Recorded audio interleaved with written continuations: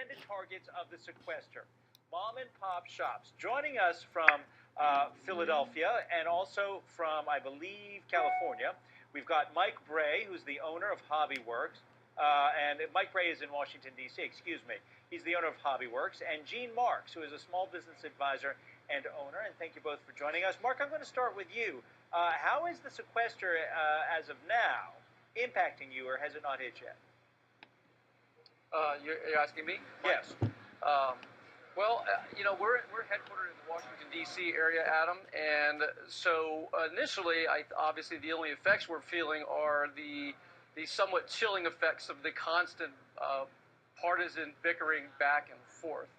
That's definitely made itself felt in the Washington, D.C. area, and it's definitely impacted consumer spending, not just in this area, but in the economy at large. What kind of stuff do you sell? Is it hobby crafts for kids and adults? We sell, if you took all the guy stuff, for lack of a better way of putting it, and separated all that out, that's what we sell. Remote-controlled airplanes, cars, boats, plastic models, trains, robotics and science kits, and that type of thing. Where are you located in D.C.? We're in Maryland and Virginia. We're in the D.C. suburbs. In the suburbs, okay. We've got 5 locations surrounding the D.C. area. But one of the reports that I was reading is that the area that's going to be hardest hit is actually Virginia, because so many government employees are going to see their salaries either furloughed for a bit. These are where the cuts are going to take place. Mr. Marks, a small business advisor from the Marks Group, thank you for joining us. What do you say to these small business owners and these mom and pop shops about the sequestration? Well, first of all, I mean, I actually sympathize with Mike. I mean, if you're in the D.C. area, there's no question that you're going to be, affected by what's going on with the sequestration cuts. I mean, it depends on where you are. When people ask, they say, how will small businesses be affected? I mean, there's 20 to 30 million small businesses in the country, so many of them are going to feel no effects at all. Some are going to feel some effects. The people that are in the defense industry, for example, or that do education services, those guys, they're going to feel it. And the people, that are located in the D.C. area, which is a very high concentration, as we know, of government employees, some small businesses are going to feel the pain there as well. So if you're a small business, how do you respond to that? How would you advise them? What do you do? Do you lay people off? Do you cut prices? What could you do? Well, it's funny, and I don't mean this to sound harsh at all, but, if I was a small business, I have 10 people in my company, we have about 600 clients, and we sell technology services. That's our primary business. So we have some clients in the defense industry that are going to be hurt, and that's ultimately going to hurt us as well, because they'll be buying less products and services from us. But we also have many, many other clients in a whole bunch of other industries. So the smartest guys that I know, where they can control it, they diversify. And when I meet people that say to me, oh, geez, all of my business is coming from the U.S. government, or I am just a defense contractor, I think to myself, well, that's really a shame, because you're putting all your eggs in one basket.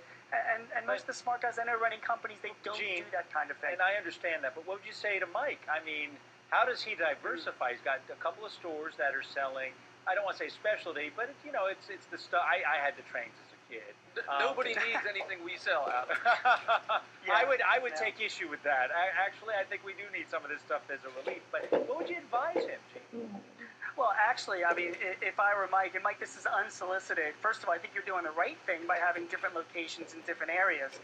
Being, concentrated in just Virginia might be a problem, but having different locations, you're going to see some locations doing better than others. So in times like these, where sequestration is taking effect, you might want to look at which stores are doing better and really focus your efforts on there. In other words, you go where the money is. Plus, you have to get a little bit more nimble on marketing. What other customers can you bring in that might not be government workers, for example? What kind of deals can you offer? What kind of promotions can you do?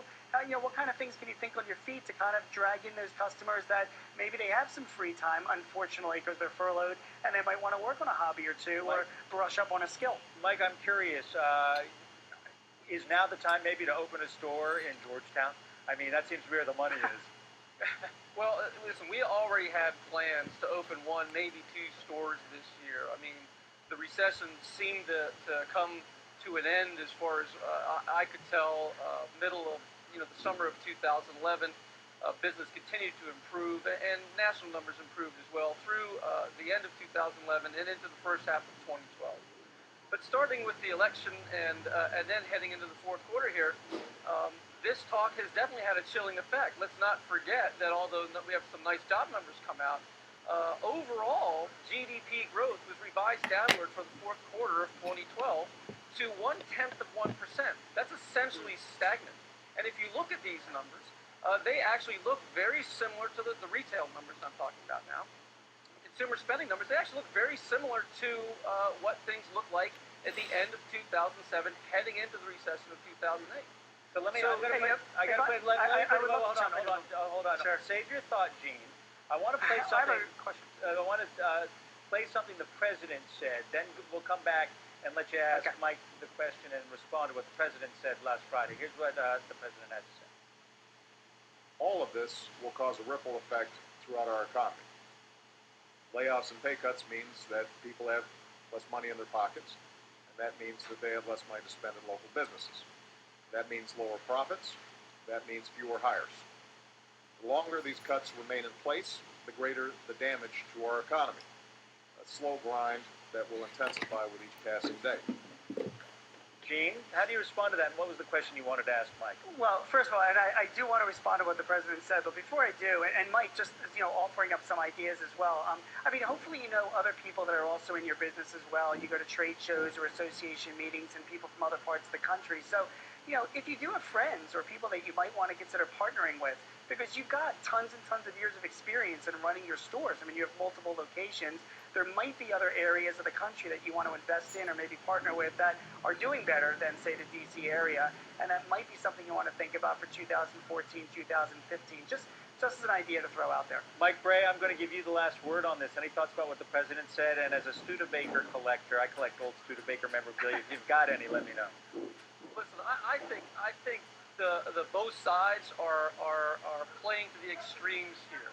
I think it's being overstated what the effects of the sequester are going to be, but certainly the Republican position that it's going to have essentially no effect is also understated. Let's not forget that the non-military discretionary spending is at its lowest point in 50 years. So this idea that government spending is run completely out of control is simply not true. It's the non-discretionary spending that's a problem, and this really doesn't do anything to address that. I just want to finish by saying, this is, it's like when you have crabgrass in your lawn. You don't poison the entire lawn, spread poison evenly over the entire lawn, Adam. You target the problem areas so that they don't grow out of control and take over your lawn. And that's exactly what we need to do with the budget. We need to target the non-discretionary stuff and make sure it doesn't take over the entire budget. The idea that government spending is out of control is wrong. I appreciate those words, Mike. I just have to let you know, when I lived in Ohio and I had a lawn, I had grubs, and my old lawn is now an EPA waste site. I was, chemical all I can't help you with grubs, just crabgrass. Listen, Adam, both of you. I just wanted to add one. I can give you 20 seconds, Gene, but then I truly have to wrap. No, that's fine. I just wanted to say, because nothing really seems to be happening in Washington, and I doubt very much that things will happen significantly between now and the next election, my position is that anything that we can do to reduce the deficit and the national debt is a good thing. So cutting 2.5% out of the government budget, we'll find ways to do that, and I'm all in favor of it. On that word, Mike Bray and Gene Marks, thank you very much for right. joining us. We're going to be right back with a whole segment that I'm looking forward to on